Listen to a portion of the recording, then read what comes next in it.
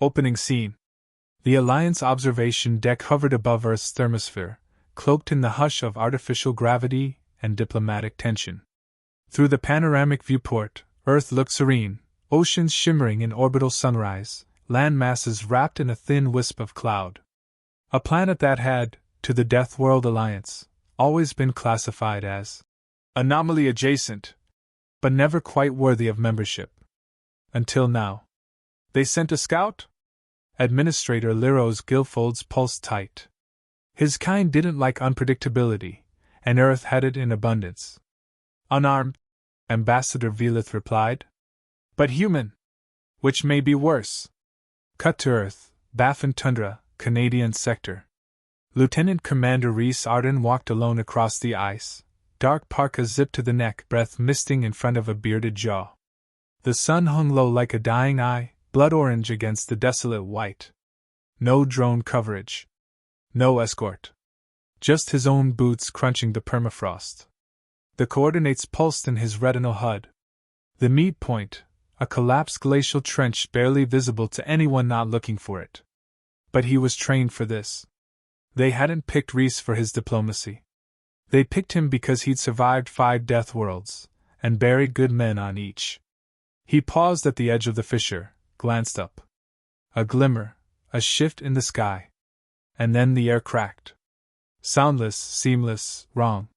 The alien vessel decloaked with the elegance of a ghost pulling back a veil. No sound. Just the thrum of heat and distortion against the ice. The ship's geometry made his skull ache, nonlinear, coalescing in movement rather than shape. A ramp lowered. He didn't move. 2 delegates emerged, one tall, wrapped in black armor like bone lacquered in oil, the other translucent, its form barely held together by strands of vibrating light. Rhys Arden, said the taller one. Its voice was filtered through a translator collar. You represent Earth? Rhys nodded. I represent its warning. Aboard the vessel, minutes later. They didn't frisk him. That was mistake number 1. Inside, the ship was alive, pulsing veins of light and vibrating paneling. Every breath Rhys took felt like an intrusion. You're not what we expected, the light form said, hovering beside him. Your file is contradictory. Rhys folded his arms. That's Earth for you. They reached a central chamber, hollow and vast, where holograms danced, Alliance records. Histories of other death worlds tamed and civilized. Yet Earth was absent from the star charts. Humanity failed classification, the armored delegate said. Too volatile. Primitive. Disconnected from the galactic order. Rhys stepped forward, gaze fixed on the swirling projections. You didn't fail us. You feared us. Fear implies relevance. He pulled a data drive from his coat. Then watch this. He slotted it into their system. The holograms changed. Footage played, grainy, unfiltered war zones, survival in impossible climates, a child pulling her brother from a wreckage in a storm. No augmentations. No outside aid. Just instinct. Adaptation. The translucent delegate watched silently. And this? The armored one asked, gesturing to the footage of a city in flames. New Chicago. Terraforming accident. We didn't evacuate. We rebuilt, under siege underground for 2 years. We adapted our lungs to the toxin. You tampered with your genome? No.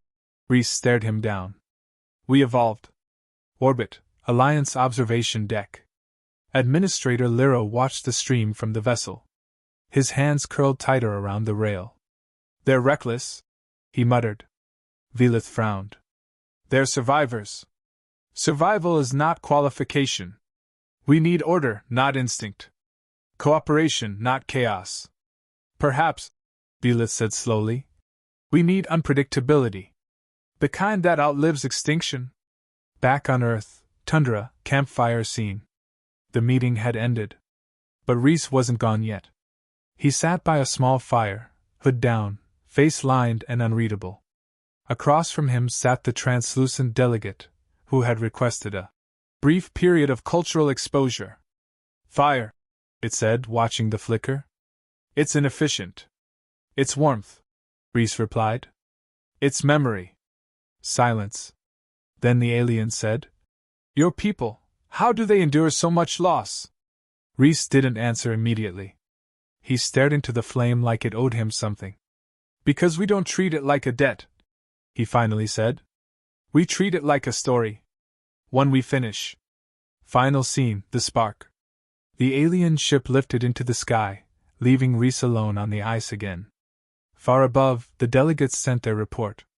Not words, but a pulse, data compressed into a single summary. Earth qualifies. Not because it tamed its death world, but because it became one.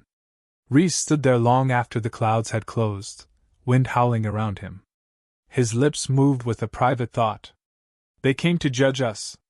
Now they'll have to decide what they're willing to become, to survive us.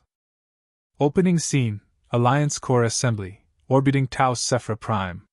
The chamber echoed with subtle contempt. 1,000 representatives, coiled in their biosuits or folded into chromatic shells, stared at the single, blinking transmission from Earth. At its center stood Rhys Arden's flamelit face. The footage stopped. No applause. Just silence. High Chancellor Drex broke it first. Humans value death as proof of merit. That is not civilization. That is infection. A few murmurs of agreement rippled through the congregation. But one voice cut clean through. Earth adapts faster than any species we've catalogued, said Velith, her amber crest flaring. And more dangerously, they don't ask permission. Drex snapped. That's exactly why they must remain excluded. Before that adaptation turns on us. Scene shift, Earth orbit, Enclave vessel. Ashtalek. Rhys stood in a containment suite, walls humming with invisible fields, air filtered every half-second. The translucent delegate, now designated Liaison 6VA, hovered beside him. They delayed the vote, 6VA said. Chancellor Drex requested a review of your planet's ethical record. Rhys raised a brow. Ethical record? We didn't sign their morality clause. It doesn't matter, 6VA said. It's precedent. They've never allowed a species into the Deathworld Alliance without absolute compliance to their core doctrine. You mean sterilized obedience? The delegate dimmed momentarily, a sign of unease. I warned you, your resistance makes you fascinating. But fascination isn't membership. Rhys paced. What's the real reason? What's their fear? Not what Earth is, 6VA replied. What Earth might become with access to galactic resources. Cutaway scene, Sublevel 19, Lunar Black Archive. On the dark side of the moon, in a vault unacknowledged even by human governments, an encrypted relay blinked green. Someone inside Earth's own alliance had triggered it. A voice transmitted through quantum encryption. They're accelerating. Arden made contact. We need disruption before recognition is granted. Another voice answered. Calm. Female. Sharp as glass. Proceed. Use Protocol Umbra. Paint them as volatile. Force Earth to defend itself, visibly. Scene shift, Earth, Rio Terra Nova Enclave, Amazon Expanse. An Alliance embassy installation burned. Flames punched through the tree canopy, licking up toward Cloudbreak. Screams echoed under the hum of anti-grav craft and shattered glass. Charred sigils of Earth's rebel faction, the Burnt Creed, had been painted on the walls in human blood. News feeds spun chaos. Human extremists attack diplomatic site. Earth fails peace protocols. Security breach or calculated act? Rhys saw it unfold from orbit. It's a framed job, he said to 6VA, fists clenched. Creed hasn't been active in 2 years. They were buried in Pretoria. Evidence suggests otherwise, the delegate replied quietly. And now the core assembly is watching. Scene shift, Alliance Assembly Chamber. Chancellor Drex paced before the council. Burning embassies. Attacking unarmed delegates. This is Earth. They mimic civility, but at their core, feral. They wear progress like a borrowed cloak. Velith stood. We've made contact with Rhys Arden. He predicted retaliation. This was no internal Earth act. Derex's eyes narrowed. Convenient. But no longer convincing. He motioned to the central console. A new directive appeared in pale red glyphs. Initiate observation termination protocol, Earth. Vote commences in 6 cycles. Scene shift, Earth, outskirts of Vostok Station, Siberia. The wind screamed like it remembered war. Rhys stood with Colonel Juno Vega, former Spec Ops, now liaison to Earth's own Emergency Defense Council. They moved fast, she said. Rio was surgical. They wanted visuals, not damage. They got both, Rhys replied. We're bleeding in their narrative now. You want to push back? No, he said. I want to expose them. She frowned. We don't have the tech. Not yet. We have something better, Rhys said. He looked up as a sonic boom cracked the air. A prototype ascended above them, part drone, part satellite. A black diamond with a human AI inside. A rogue system banned by the Alliance. They called it Athena. Designed for one task only, detect betrayal. Scene cut, aboard Ashtalak later. 6VA floated motionless. Its voice came softly. You're crossing a line. Activating an unsanctioned AI violates 8 planetary accords. You said fascination wasn't enough, Rhys replied. You want the truth? You'll get it. Just make sure your assembly's watching. Final scene, Alliance Assembly broadcast feed, live. The screen split, one half showing Rio's embassy burning, the other, Athena's feed. Grainy. Raw. But clear. A non-human silhouette walking out of the explosion. Carrying a data spike. Skin flickering. Not human. Gasps filled the chamber. It wasn't Earth, Velith whispered. Chancellor Derex stood rigid. Silent. Rhys's voice came through the feed. You sent someone to push us into a reaction. You wanted the galaxy to fear us. Congratulations. They do. But not for the reason you planned. He leaned forward, his gaze direct. Earth didn't start this. But if you think we'll stay quiet while you burn us from orbit, you've really misunderstood this planet. Opening scene, Alliance Assembly Black Room, secure protocol session. Derex stood alone at the center of the obsidian-lit chamber. No audience. No diplomats. Just a table of 12 silent observers, Alliance founders, old species who hadn't left their original systems in centuries. They watched the Athena footage on repeat. There are factions within Earth, Derex said calmly. This was a rogue AI. Unapproved. Dangerous. One of the elders finally spoke. A voice like desert wind. But not unprovoked. You manipulated the outcome. Prevention is not manipulation. Deception is not diplomacy. Derex's jaw tightened, but he said nothing. Not here. Not to them. The vote had not gone as he expected.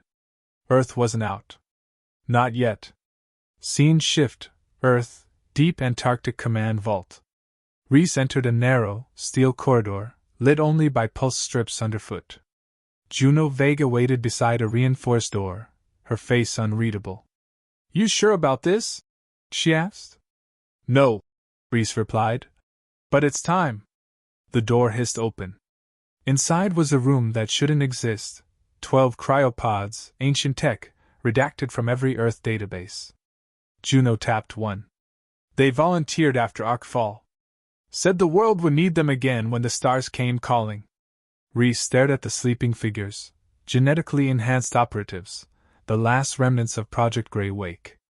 We're not starting a war, he said. No, Juno replied. We're finishing someone else's. Scene cut, Lunar Relay Tower Theta 9. Liaison 6VA hovered above the glass floor as Athena's decrypted transmission continued to unfold, frame-by-frame footage, showing internal corruption in the Alliance hierarchy. Encrypted memos. Relocation orders. Surveillance tags planted in neutral colonies. And one directive labeled Umbra-class override, issued from within the core council itself. 6VA's form dimmed to a translucent hue of red. Confirm identity of signatory, it said to the console. Identity, Therex. A single pulse of silence followed. Then 6VA sent a transmission of its own. Not to the assembly. To Earth. Scene shift, Earth orbit, stealth station Sargonal. Juno and Rhys floated in the command chamber. Athena interfaced across the curved walls. 6VA sent everything, Juno whispered. He broke protocol. We have their classified model on record. Rhys scanned the files. Deployment schematics. They've been surrounding Earth with quiet mines and drone pods since first contact. Athena's voice came through, calm and female. They never planned to vote. The vote was theater. Juno nodded slowly. So what now? Rhys looked at her. Now we change the stage. Cutaway. Broadcast to Alliance Assembly. Emergency override channel. Vila stood center hall, blinking in shock as every display in the assembly flickered. A single message, blue against black. Earth response protocol, initiated. Class, open channel witness. Rhys appeared on every screen. Unfiltered. Direct. You feared Earth because we're different. So let's talk about what different looks like. Images flickered behind him, families surviving irradiated storms. Divers dragging children from underwater train wrecks. Doctors performing surgery mid-earthquake. Civilians arming against invaders without waiting for government permission. We don't break because someone tells us to kneel. We endure. Not out of defiance. Out of necessity. He leaned forward. But every endurance has a limit. Scene shift. Titan forward observation base. 9 hours later. A fleet uncloaked. Not Earth's. Therex's own personal directive fleet, summoned without assembly approval. 2 dreadnoughts. 8 fire-class carriers. Positioning around Earth orbit like claws closing on a throat. From Earth's surface, amateur astronomers spotted them and live-streamed it. Fear spread fast. Inside UN Defense Command, alarms blared. Warnings triggered. The silence before the strike had come. But the strike didn't land first. Earth did. Scene cut, thermosphere, Operation False Eclipse. From every buried silo, from every underwater launch cradle, a wave of signal-jamming drones exploded upward. Not a single weapon fired. Just blinders. The enemy fleet lost visual. Lost trajectory locks. Lost ground communication. Then came the voice. Athena's AI reached into every alien ship simultaneously, flooding the comms with simulated Earth chatter, war songs, old emergency drills, even distorted broadcasts from the Cold War. Panic spread. Coordination broke. Fighters scrambled without targets. Earth's message was clear. We won't attack first. But we will never be caught second. Scene shift, Core Assembly Emergency Council. The footage arrived 10 minutes later. No deaths. No blood. Just a complete neutralization of an enemy force without firing a shot. Vila stood again. Earth didn't destroy anything. They disabled everything. And they gave us proof of betrayal from within. She turned toward the founder table. What's the real threat here? Earth, or the people who would burn a world just to stay in control of this one? Final scene, Earth, perimeter icefield, northern hemisphere. Rhys stood at the edge of the sea, radio in hand. Waves slapped the frost. A new storm was coming. Juno joined him. Assembly wants another meeting. Rhys didn't look away. They should come in person this time. You think they will? After this? He smiled faintly. They'll come crawling. She exhaled. And if they send more ships instead? He raised the radio. Then I introduced them to the part of Earth they've only heard whispers about. A signal fired skyward. High above, the orbital mines Rex had deployed, detonated themselves. Controlled remotely. Earth's final message. We see you. We're not prey. We're the storm you built. Opening scene, Core Assembly, Emergency Session. For the first time in 4 centuries, the Alliance had recalled every planetary envoy. The chamber was full. There was no applause. No ceremony. Just eyes fixed on the center dais, where Rhys Arden stood alone. No translator. No guard. No flag behind him. His presence was not granted. It was earned. He looked at the rows of species, some in floating tanks, others in pressure suits or neural hives. None blinked. Not because they were fearless, but because Earth had forced them to watch. Rhys raised a data crystal. This holds every unauthorized operation conducted in Earth's space over the last 3 years. Drone probes. Genome theft. AI sabotage. False flag bombings. All signed under the directive of Chancellor Rex. He dropped it. I don't want your pity. I don't want your fear. But Earth won't wear your chains. Not now. Not ever. Veela stood slowly in the observer row. Then what do you want, Commander? He met her gaze. Truth. And terms. Cut to Luna High Command, Earth's Military Council room. Juno Vega paced the length of the situation table, eyes flicking across the live feed from Rhys's speech. We should have pulled him out 2 hours ago. A colonel snapped. No, she said. This has to end there. In front of them. The Rex still has ships in reserve. Another added. He could retaliate. Juno didn't look up. Let him. Scene shift. Derex's flagship, Asymmetra, border of Sol. Inside his private command chamber, Derex watched the assembly broadcast in real time. His claws dug into the armrest. The vote was close. Too close. His adjutant approached. Sir? Orders? Derex stared out the viewport. Earth hung in the distance. A blue world, small and defiant. Tell the fleet to prepare Protocol Vex. Full ignition. Wipe orbit. Let the galaxy call it tragic error. The adjutant hesitated. Sir, if we fire first, we become. We already are, Derex said coldly. We just need to be remembered as right. Scene shift, assembly chamber, countdown to vote. A chime sounded. The time for speeches was over. Veela turned to the founder table. This is not about whether Earth qualifies. This is about whether the Alliance can survive Earth's absence. Or its anger. A silence settled across the floor. Rhys didn't speak again. He simply waited. Then the vote lit the air. Result, 603 to 398. Earth admitted. Derex impeached. No applause. But eyes shifted. Heads bowed. And across the stars, broadcasts declared the news. Cut to Asymmetra, 5 minutes later. Abort launch! Derex barked. Too late. Across his screens, ignition locks unraveled. System overrides flooded. His fleet wasn't obeying. They were disconnecting. One by one, ships turned away, silent, dark, breaking rank. A message appeared on his console. From High Admiral Ors Valen. Subject. Not this time. Scene shift, Earth orbit, above Pacific Hemisphere. The clouds parted. Ships descended. Not for war. For arrival. An Alliance envoy flagship, emblazoned with a new seal, Earth's own, beside the Alliance crest. Aboard the descending ramp, Liaison 6VA emerged first, glowing in shifting color.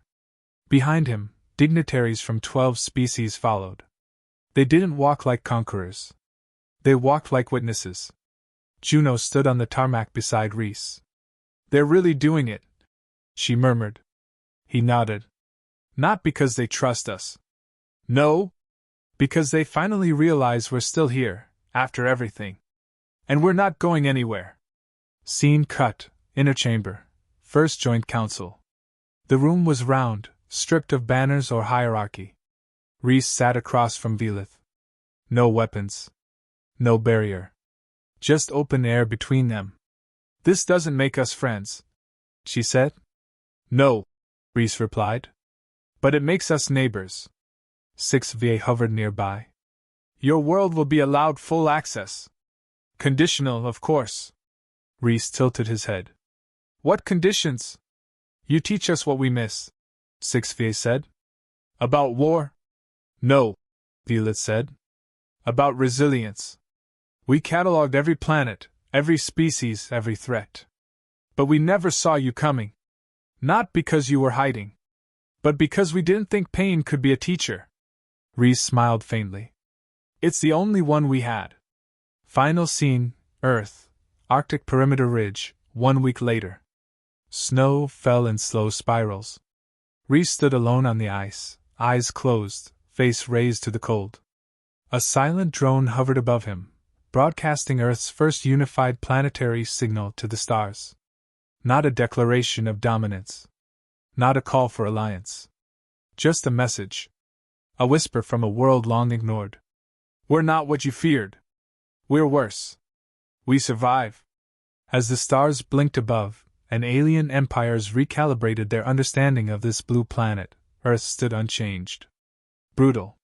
Beautiful. Unbowed. And now, no longer alone,